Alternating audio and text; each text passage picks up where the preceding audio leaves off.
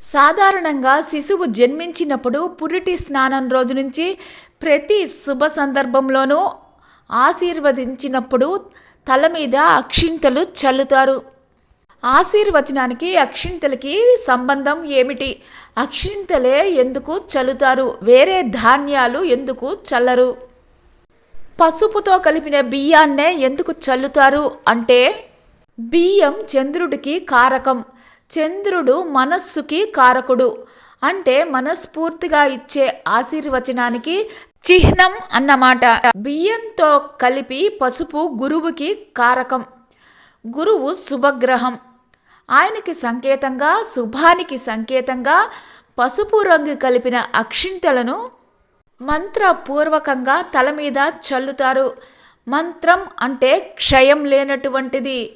అకారం నుంచి క్షకారం దాకా ఉన్న అక్షరాలతోటి, బీజాక్షరాలతోటి కూడిన మంత్రానికి ఎనలేని శక్తి ఉంటుంది. మంత్రాన్ని చదివేటప్పుడు చేతిలో పట్టుకున్న అక్షింతలకి కూడా ఆ శక్తి వస్తుంది.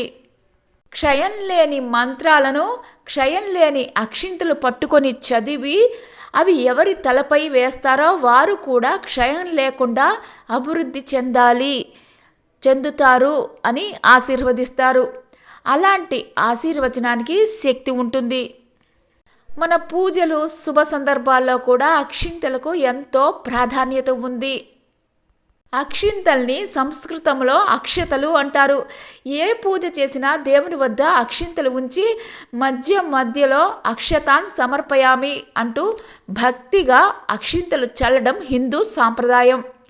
పెళ్ళిళ్ళు, పేరంటాలలో వధూవరులపై అక్షతలు చల్లి ఆశీర్వదిస్తారు.